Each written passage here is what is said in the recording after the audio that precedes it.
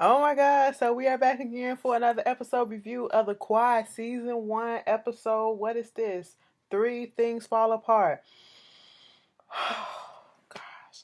So there is this big fundraising event that's happening at the president's house, okay?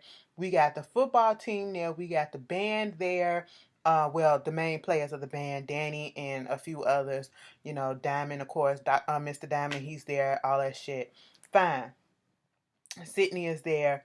Of course, Eva is there because it's her place at the moment, and she's the president of the college, and this is all surrounding everyone. This whole episode takes place in this freaking party. Okay, Cedric shows up, Jason shows up, and they keep going back and forth. But what keeps happening between each take, or almost each take, is we see somebody coming in with a drink, with something to eat, a computer. He sits down and he opens it up, and he's editing a video. And we can't tell exactly what's on the video just yet.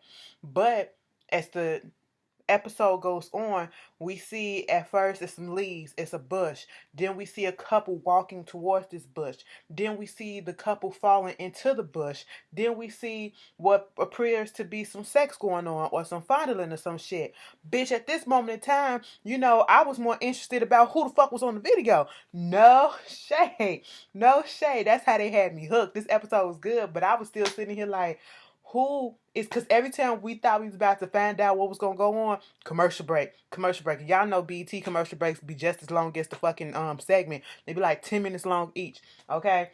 But I was just sitting here. So that was the cliffhangers throughout the episode until the end. And when that shit got revealed at the end, I was sitting here like, God damn, bitch. It explains a lot. But moving on from that. First we get Jason pop up. They go back 2 weeks later, well, 2 weeks before, and we see Jason and Eva still messing around. Okay. And I'm just sitting here like, you know what, Eva? Whatever happens, happen, because you are egging it on. You are continuing to fuck with this boy's head. You don't want him around in public and all this stuff. You tell him that you didn't tell him to come out here for you. You can't have this, you can't do that, but you are still sleeping with him. This is the reason why you got fired and let go from your job, and your whole life got messed up because you couldn't keep your legs closed and he couldn't keep his dick in his pants for you. Okay? But you still gonna jeopardize all that once again. He shows up. Mind you, she already told him you can't come, okay? You can't come.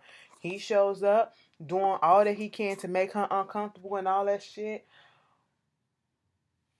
I'm sitting here like, girl, what the fuck is going on? Okay, you really can't be mad that he popped up because you know his track record. The motherfucker popped up on you in another state. Okay, so what? You're literally a couple of blocks away from him. How you didn't expect him to pop up? Then to get back at you and to make you feel uncomfortable, he's talking to your daughter. He's taking her number and all that stuff. I'm just sitting here like, girl, you brought this shit on yourself. I'm so sorry. Okay, I can't even begin to feel sorry for you. You brought it on yourself. Then you got Danny, of course, acting an asshole once again to little freshman Nani, or whatever. I just, Nani, you kind of impressed me, okay? Gain back just the instant timesy wincy piece of my respect, just a little bit, the way you set this shit up, okay? Because I just don't understand why he was being such a dick to your ass. And we overheard him say when, get this done and get that done and bring this here, and then gonna go over there to Diamond, and Diamond said she do know that it's like a thing, a table, whatever, to help her bring the shit in. It was like, no, I ain't gonna tell him to let her figure that shit out. So he just so particular. It's almost as if he think he runs the band and not Diamond, Cecil Diamond. It's very irritating, Danny. You're very irritating. But then he kind of softened up when she set that ass up. But I'm not finna get to that first. Well, we gonna see how they set up. Cedric comes there, okay? He gets invited and he shows up. It's two men at the gate that you have to have your name on the list and all that shit. He gives them his name. The young guy gonna say, No, Cedric Hobbs, ain't no Cedric Hobbs on here. He was like, you gotta check it again. Well, I supposed to be here because I'm a special guest of Dr. Fletcher and all that stuff. And then he was like, nah, bruh. He looking. And then the older guy, he looked over. He was like, Cedric Hobbs right there. And he was like, go ahead and go in. So when Cedric was going in, you hear them having this conversation. He was like, man, I saw his name. Dude was like, I know you did. He was like, look, bruh, the way that they treated him, you know, if that would have been us regular folks, okay? And they yanked us up and accused us of murder, some shit like that. We wouldn't be back in our jobs. We wouldn't be back in our college dorms or whatever, our everyday life. They still have a target on our back. We'll still be having a hard time. They let this motherfucker come up into this mansion a month later.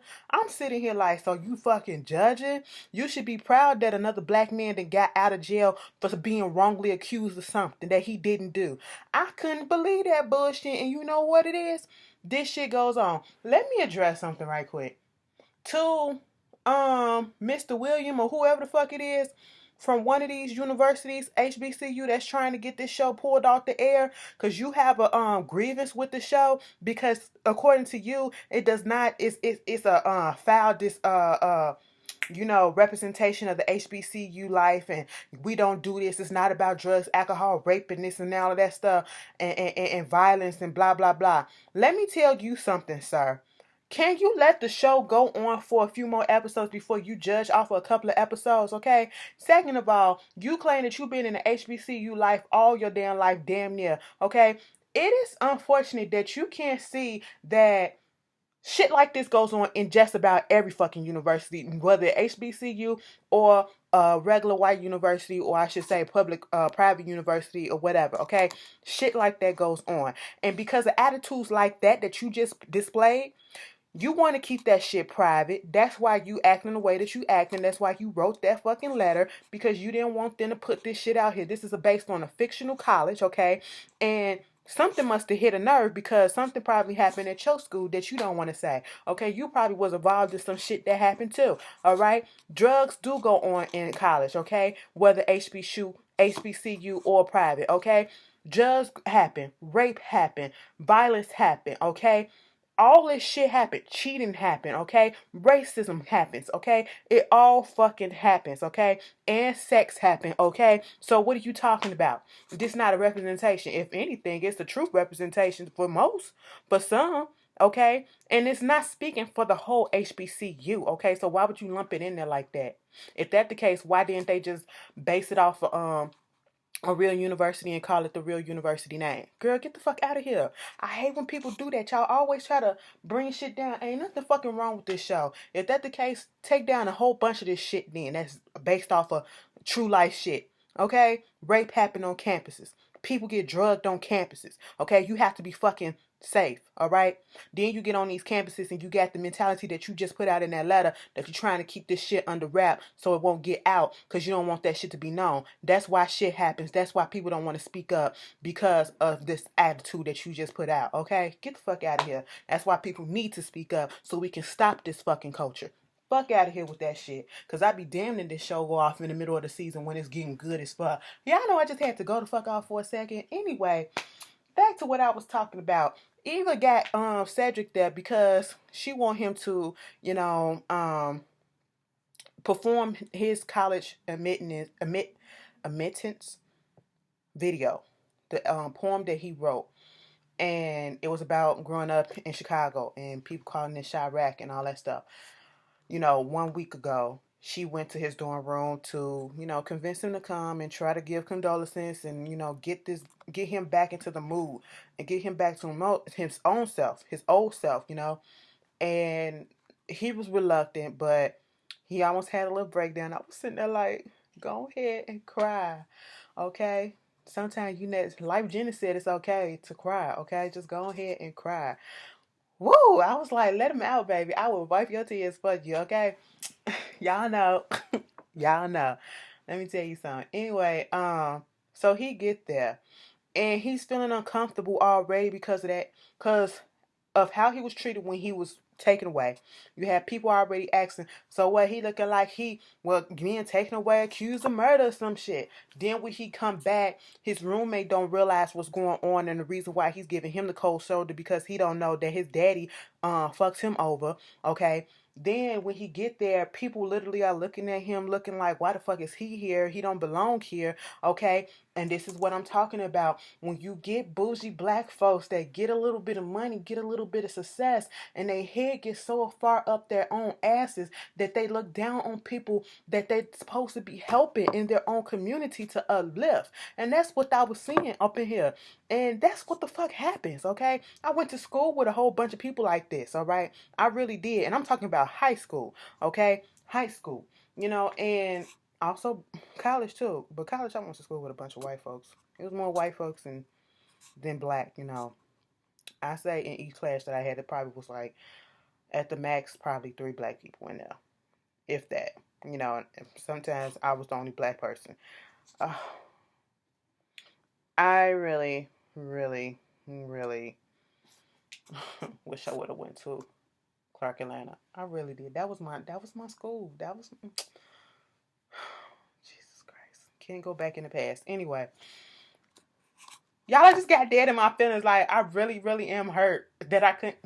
My mother, bitch, we had to go where the money was going, but bitch, whatever. I said, Mama, that should be, this a public school, okay? You gonna put me in a private school? Let me tell you, the way the odds, even though I'm going out of town and all that shit, it's cheaper, it's this, it's that. Nah, bitch, you ain't going no. Okay. You're gonna be left with the bill, bitch. I'm just kind of upset. Anyway, because I didn't have the college experience that I thought I was going to have. It was quite boring. It really was. But moving on, that's another video for another day. But, he's there. They want him to do this poem and all this stuff. And they still looking their nose down at him. Bryce is there giving off lies and stuff, trying to impress this guy that's there that I guess worked with his father.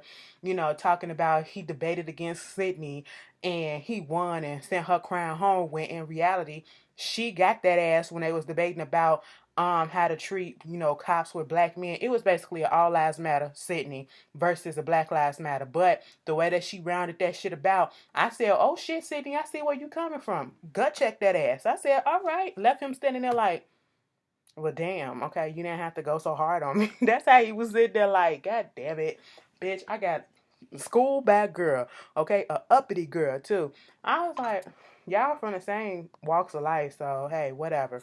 Moving on from that, he goes over, he sees Naomi trying to help her out. Then here comes Danny over there talking real reckless and disrespectful to her. He was like, bruh.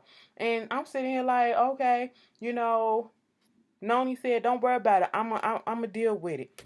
She see the football player come, the quarterback, number 11, that won the game for them. And she was like, he was over there talking shit. The band think, talking shit about y'all and shit like that. Because, they think you the shit. Y'all over there thinking that y'all the shit because y'all won a couple of games and, they jealous and all this stuff and saying you ain't shit. And I was like, Nomi, what you doing? Girl, he was like, all right, okay. He was like, who said this? Danny, all right. Then she go over there, get Danny something to drink. Danny getting upset because the stuff wasn't cold enough. I said, first of all, Danny, you just the leader of a fucking marching band. You are no celebrity, so you need to calm that shit down, okay? You get your own water, get your own damn ice. That's what I would have said. Fuck you mean, okay? I don't believe in taking orders from people that's not my you're not getting paid for shit either, okay? We're students. I don't give a fuck what grade you're in. We're students, okay? I don't answer to you. Fuck out of here, all right? So she did all of that, and she was like, I fixed the frequency on your mic. It was at 300. I put it at 450. And he was like, oh, okay, I noticed that it's a little bit clearer and all that stuff. So right now they finna start connecting after you just told this bitch off about the water and you've been telling her and calling her weak ass, whack ass freshman the whole time. Now you finna have a little communication and shit. And I'm sitting here like, Danny, what the fuck? She stroked your ego real good. And you was just like, oh, okay, that's what I needed for you to be on my side. Okay, stroke my ego just a little bit more, And he was just talking, and they talking about how, well, see, the football player over there, he talking about something, all you can do is blow. You probably blow other things too. I said, no, what you doing? So what she did was set this shit up so some stuff can happen at the end. Because she trying to get that ass back, okay? Because she ain't going to fight his ass, all right? But she going to get that ass back. So later on in the episode, we see Diamond Cecil. Okay, well, Cecil Diamond. He's up there playing the piano. Then when he gets done, he was talking a little bit and he had another little episode. I said, oh my God, is this man really up here having heart attacks / little mini strokes or whatever? What's going on? Get this man some help. We see flashback like 3 days ago. He's in the bed with I'm assuming his woman, fine ass. Okay, her chocolate fine ass. I said, you don't deserve him. You do not deserve him. You deserve better. Okay, I'm gonna just put that out there. You look like you like the light skins. I can be. You look older than me too. Y'all know I like the. Oh, let me put my beard in, bitch. But anyway, so she doing all this stuff, and come to find out he had another one of those episodes, and come to find out he has lung cancer. Okay, and he went to a second opinion, and it comes out the same thing. He said he never smoked a day in his life. That's what happened to what was Superman? I was about to say Keanu Reeves. Christopher Reeves. His wife. After he passed away, she passed away a few months later. Found out she had lung cancer. Never smoked a day in her life. That's crazy how that shit worked. You know. So he was more worried about not his health but getting the band together and all that shit. So that's what wound up happening with that one. We see Madison, the little white girl is there. Eva introduces her to this lady named Mae Brown, and talking about where she come from. And Madison is just saying she's this merit scholar. She had the opportunity to go to many other colleges, but she went to this one because this was the only one that was offering a full ride because she wouldn't have been able to go to college. She couldn't afford it. She's not rich, okay?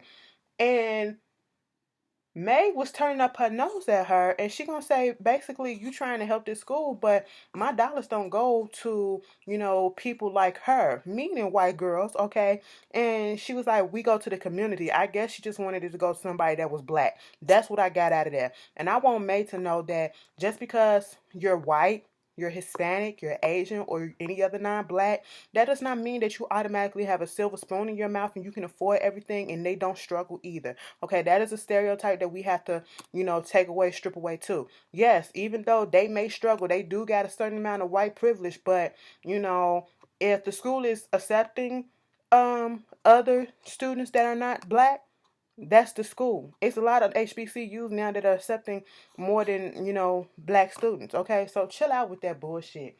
I just can't stand the pretentiousness of this show. That's the part I can't stand. But that's the hard cold truth. All right. So Madison, I hope I'm saying her name right. She just worrying about her boyfriend who won't show up. He keeps saying that he coming, but he don't never come. All that shit. So Jason told Eva to get her ass upstairs in 5 minutes in your bedroom. I said, there's a meeting in your bedroom. And girl, don't be late. Come on now. There's a meeting in your bedroom. It was a meeting in her bedroom. Okay, I said, Jason, how fucking dare you? But go ahead and proceed because I want to watch, all right? So at the end,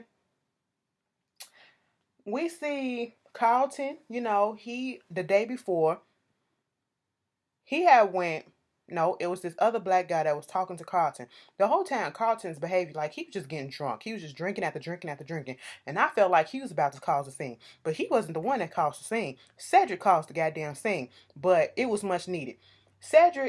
Carlton, this guy's talking to him, talking about what happened to the plan to get old girl out. Well, that shit fell through. Diamond said he got this big plan of his own to get her out, and all this other shit. Don't nobody give a care about two girls kissing. And I said it's 2016, 17, whenever this shit was made. Don't nobody give a shit about that. That's like breathing air. Okay, don't nobody care. And so he was like, well, you better do something. I said, ain't this some shit? Y'all are just some sexist pigs, okay? Then we get a flashback to Carlton the day before about to sign with another university, but then he said no, he's not ready to leave GAMU. He feel like he got some more stuff to do. Fuck up some shit? Okay. So after that, when you get back, Eva wants, Cedric to come up there and do the poem. He comes up there and he's slow with it because he's, that apprehension, and he's know that these people are judging him. He know what it is, okay?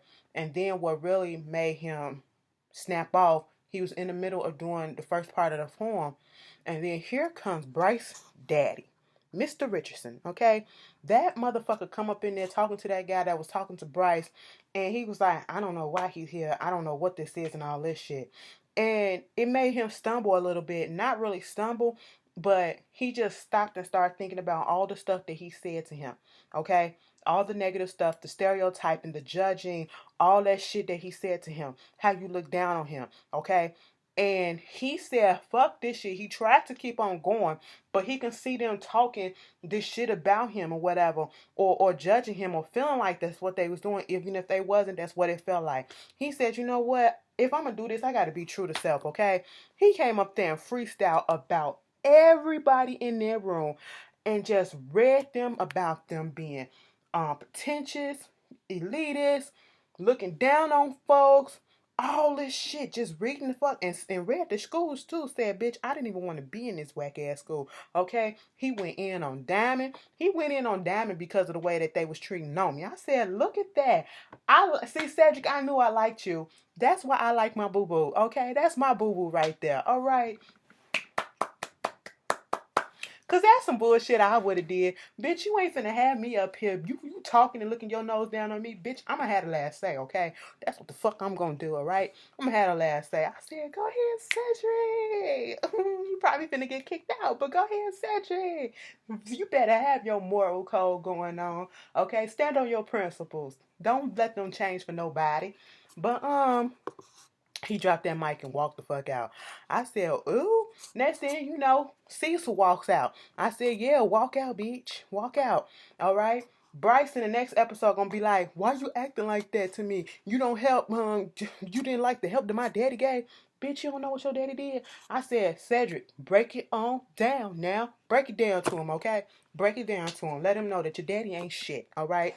So, when this happens, then here comes the quarterback, goes over there to Danny. They get in each other's face. They talking shit to each other. Naomi is me. I'm going to sit back and sip my tea, eat my carrots, and I'm just going to watch this whole shit goes down that I put up together. Okay, I said, Naomi, you get a point from me because I couldn't stand your ass last week. But you get a point from me. Okay, you get a point. You gain my little respect back just a little bit, and they start fighting. But when that quarterback, first of all, he pushed Danny.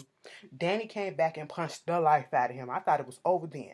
But then the quarterback grabbed him and body slammed the life out of him. Like his soul came out his body because he stayed down there for a minute. I thought he was dead. I said, go check on him. But he got back up and tried to push him, and they fighting.